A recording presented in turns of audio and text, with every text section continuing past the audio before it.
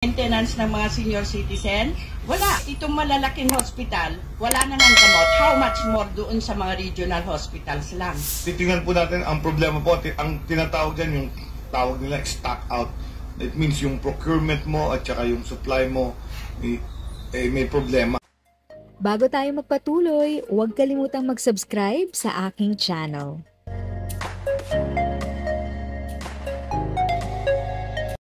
Thank you sa pag-click ng aking video. Good day po sa lahat ng mga nanonood. Sa mga bagong viewers at napadaan lang, by the way, I'm Tita Eda. Welcome to my channel. Ang channel na maghahatid sa iyo ng dagdag kaalaman tungkol sa government services, bagong mga balita at informative videos na galing sa legit na resources. Mag-subscribe na para updated ka. My question is for Secretary Agosa. First, the problem ng gamot sa mga hospitals. Wala po tayong gamot sa mga hospitals na useless yung binibigay naming GL dahil di rin nila magamit sa pagbili ng gamot dahil wala pong gamot sa hospital, hindi naman nila magamit yung GL namin sa labas ng pagbili ng hospital. So kung wala ng pera ang mga pasyente, lalo-lalo na mga senior citizen, paano po? Hindi na sila makakagamot. Propose kami na magkaroon ng memorandum of agreement with pharmacies para yung outpatient meds masagot ng MAIP. So, pinagagawa ko na sa aming undersecretary yung policy at ipinaalam ko na rin to kay speaker at payag siya doon sa sistema na yun. The same way may MOA tayo sa private hospital, I can have an MOA with some pharmacies willing to be paid later. So, a guarantee letter para mabili nila yung medicines na hindi makuha doon sa public hospital. Sa public hospital naman po, I hope makuha ko nga yung reimbursements from PhilHealth para nakakabili sila ng medicines nila para may supply sila for the patients na nangihingi ng healthcare doon po, Madam Chair. President Manny, what can you say? Yes po, we shall comply po. Mga mga gamot sa puso, dapat may stock ang heart center kasi sa puso 'yon, di ba? O sa NKTI naman, dapat palagi silang may gamot para sa dialysis. Wala eh. O tapos pati yung mga maintenance ng mga senior citizen, wala. Itong malalaking hospital, wala nang ang gamot. How much more doon sa mga regional hospitals lang? Titingnan po natin ang problema po, ang tinatawag dyan yung tawag nila stock out. It means yung procurement mo at saka yung supply mo may problema. So, papatutukan ko sa aking mga hospital director para laging available ang supply. Ang isang solusyon ng mga magagaling na hospital director ay nagko-consignment sila. So, nagmumowa sila sa isang pharmaceutical company at hindi sila naglalabas ng pera, ang binabayaran lang nila kung ano yung nakuha. So, yan ang madami namang solusyon, Madam Chair. So, pagagawa natin ang paraan yan. I do hope maayos natin yan. Kung wala kang 50% na GL o kaya pera na iyan sa hospital, hindi kanila i-schedule for operation. Meron na pong isang namatay, tatlong namatay na sa puso, dahil wala siyang 50% na pera na pang-down, hindi po ini-schedule. Paano naman po yun?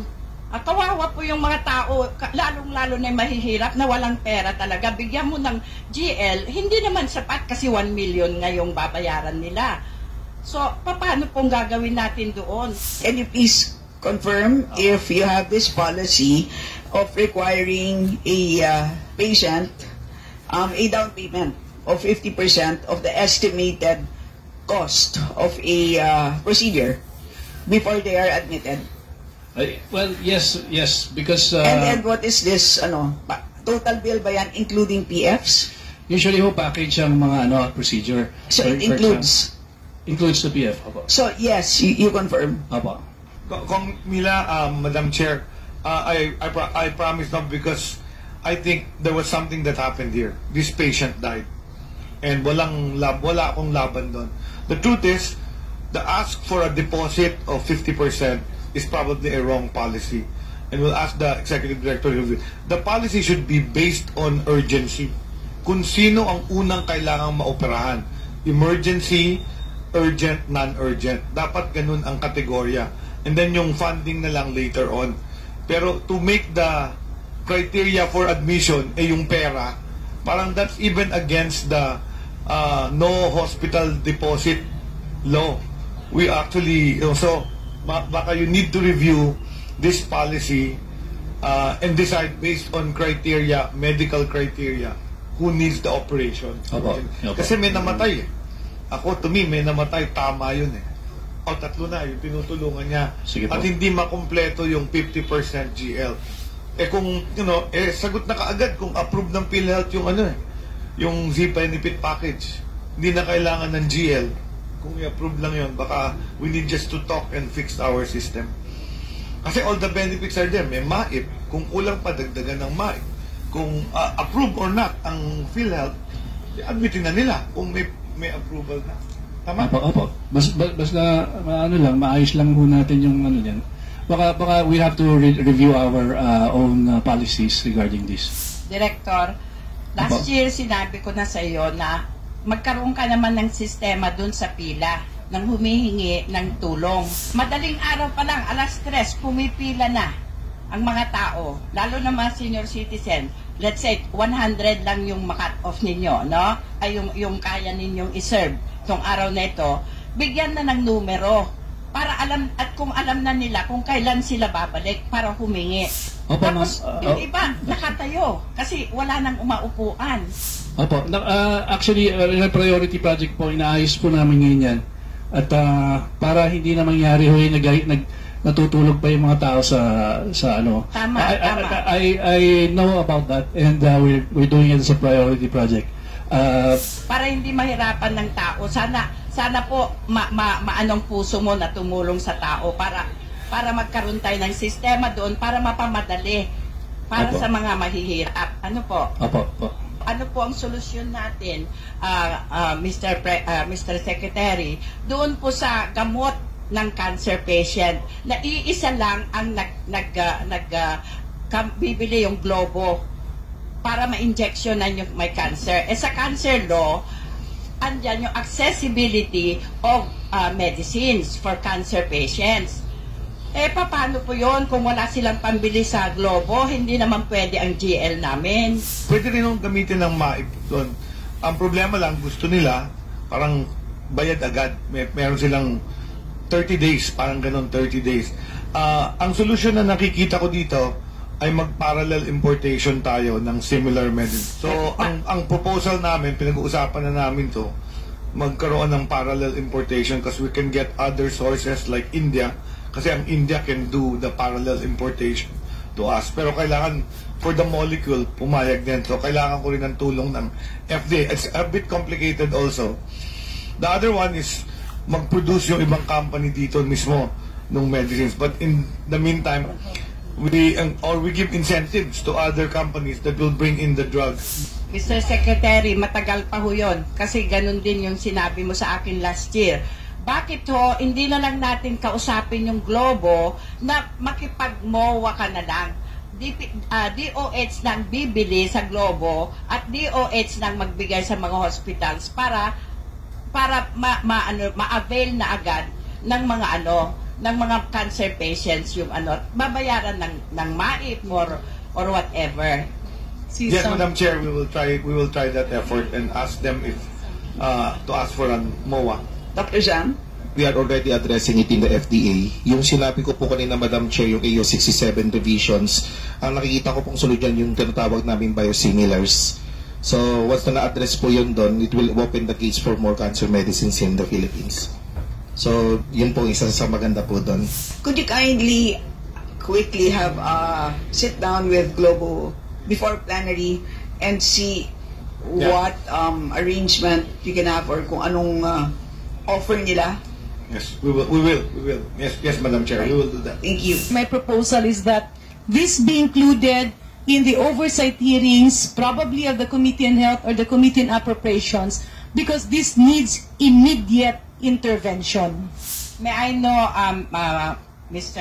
Secretary, kung anong mga specific programs na meron kayo sa senior citizen. Of course, we accept the senior citizen discount, and we also have the National Center for Geriatric Health, which is well utilized by our senior citizens. They cannot accept inpatients because they have no funds. Di ba last year sinabi ko, bigyan naman ninyo ng pondo ang kawawa naming hospital. Wala pa ho hanggang ngayon, kaya outpatient lang po. Meron po tayong pondo para sa geriatric care. We have 1.8 billion po. O yun pala po, ba't hindi man lang nyo mabigyan ng pondo yung National Geriatric Hospital para may inpatient naman sila? Ang budget po ng National Center for Geriatric Health, 103. Mas nataasan po. Hindi po nakakakuha ng reimbursement yan sa PhilHealth dahil hindi daw accredited. Yun nga, finally, naayos namin yan. Ang gawang reimbursement na lang through Jose Reyes, which is the hospital director managing the center. So, ngayon nakakakuha na kami ng reimbursement for PhilHealth para sa mga senior citizens. Madaming dito bakuna para sa influenza, bakuna sa pneumococcal virus. Meron din tayong mga budget for goods and other products for the senior citizens. At naka-distribute din po ito. May mga programa tayo for aging at saka mga workshop ng ating mga community-based care kasama ang mga geriatric patients po. Nasa 9994, 2010 pa po ito na batas na lahat ng government hospitals magkaroon ng geriatric ward. Hindi po nasusunod yun. Pwede ho bang maglagay tayo ng geriatric ward sa lahat ng government hospitals? Meron po tayong proseso. Ginagawa po lahat yan. I think I have, ilan lahat yan? Yung ongoing, madami kaming ongoing na mga geriatric center sa lahat ng DOH hospitals. Meron tayong function na 27 na as of now meron silang mga geriatric ward. 27 of the 89. Ano ho ang mga kaano dito na pwede? Yun ho bang information drive about Alzheimer, about dementia? Pwede ho ba dito? Yes po, Madam Chair. Kasama po yung information natin sa ating comprehensive geriatric care. Nandiyan yung health promotion at saka prevention ng mga sakit, yung mga bakuna. Nandiyan yung screening para makita kung sila ay prone to develop Alzheimer's or presenile dementia. Nandiyan din yung diagnosis or comprehensive geriatric assessment. And of course, yung treatment kung kailangan nila ng gamutan. Yun yung serbisyo na nabibigay sa isang geriatric center. At saka marami dyan kailangan ng rehabilitation, like yung mga may arthritis, hindi makalakad. Yan ay nasiservisyo natin through our rehabilitation care. And then, gusto namin idagdag pa yung home care para hindi na sila pupunta sa ospital. Ito yung purok kalusugan. Yung health workers ay pupunta na sa mga bahay-bahay, purok by purok, para mahanap itong mga geriatric na to. At bago pa sila ma-ospital o ma-emergency, mabigyan na ng lunas. At katulong namin yung mga barangay health workers dito para matrain namin sila to take care of geriatric patients doon sa kanilang mga barangay. Cancer patient na terminal na mamamatay na at syempre masakit po yun, di ba? Magkaroon sana sila ng palliative care and hospice care para naman hindi na nila maramdaman yung sakit habang nag-aantay na lang sila ng patay nila.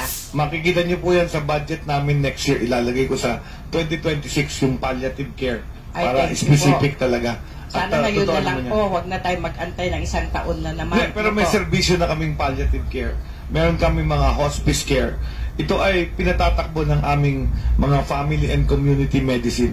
Ang palliative care or end-of-life care, part of the training ng isang family and community medicine doctor. Thank you, Mr. Secretary. President Manny, Yes po. nadinig ko na libre na daw lahat yung dialysis. No? Kaya ako tinanong sa iyo para ma-on the record, para yung mga directors ng mga hospitals ay alam na nila na libre na yung gamot na Epotin and dialyzer. Ang HD package is universal for our members diagnosed with chronic kidney disease stage 5 needing hemodialysis. Pero ma'am, I hope you don't mind, I'll just correct you there kasi yung drugs and meds that are included are Epotin, Epotin, yes. Epotin, And dialyzer. iron sucrose, and heparin. So, actually, yun ang mga kasama po. Yung dialyzer, yung parang equipment na inaano.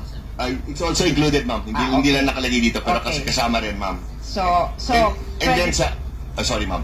pwede Sorry, ma'am, bang, I'll just finish. mag-ano tayo sa mga hospitals na libre na lahat? Yes po. And, Kailan ho effective ito? ano na to? This was effective since July 1 po. No balance billing policy. Paglabas ng senior citizen, meron din silang binabayaran. Ano ho ba yung, ang pagkakaintindi ko kasi sa no balance billing policy, libre lahat. Baka po kasi may inavail sila outside of the benefit package. Kaya nagbayad sila out of pocket. Kasi Hindi, kung alam may ko choice po yung private room, hindi kasama, no? Yung PF, hindi kasama. Pero sinasabi daw ng hospital, hindi kayo libre, babawasan lang kayo ng ganito kasi hindi tumugma yung sakit ninyo doon sa libre. Applicable po sa lahat ng sakit yung no balance billing policy. As Oh, long as hospital, nasa basic directors. accommodation yung pasyente. Yung PF, ayaw nang tumanggap ng doktor ng PF kasi matagal daw sila mabayaran. Noon naman tumatanggap sila pero ngayon ayaw nang tumanggap ang mga doctors ng PF na libre ay na GL kasi matagal ko daw silang nababayaran. Yun din isa pang problema ng mga pasyente na walang pera. Number one, sa pagka-DOH hospital sila, yung professional fee, kailangan tanggapin nila yung GL. So, kung sila ay doktor sa DOH hospital, may memo na kami issued and they should accept the GL. Number two, yung sa private hospitals, hinahanap namin ngayon yung mga doktor na tumatanggi. At para may listahan kami at warning sa inyo, at gagawa kami ng sistema na willing or not willing to accept GL. Para alam natin, voluntary naman to, walang sapilitan. So yung private doctor na ayaw tumanggap ng GL, masasabi nyo sa pasyente, lumipat ka na ng doktor kasi yung doktor mong kinuha, hindi tumatanggap ng GL. Lahat po sa heart center, wala hong tumatanggap ng GL. Ay, hindi na po pwede yun ngayon. Kasi nag-issue na ako ng policy na dapat tumanggap ng GL. Tapos siya mismo, nag-issue siya ng similar policy to all the visiting doctors. Pinakita sa akin yung memo. Tama ba yun? Opo. Nagsulat po ako na na kailangan na itanggapin na nila lahat po ng GL kahit na heart center sila mismo o visiting po sila. If sa tingin mo, natulungan ka ng video ko na ito, nakasave ka sa oras mo, you can click yung thanks button at any amount ay malaking help sa pag-grow ng channel ko. Yun lang po muna ang aking update. Sana ay nakatulong na dagdag kaalaman ang aking shinare today. Ang goal ng aking channel ay mag-create ng awareness. Kung ganitong mga topic ang gusto mo, panoorin mo ang mga videos ko na ito.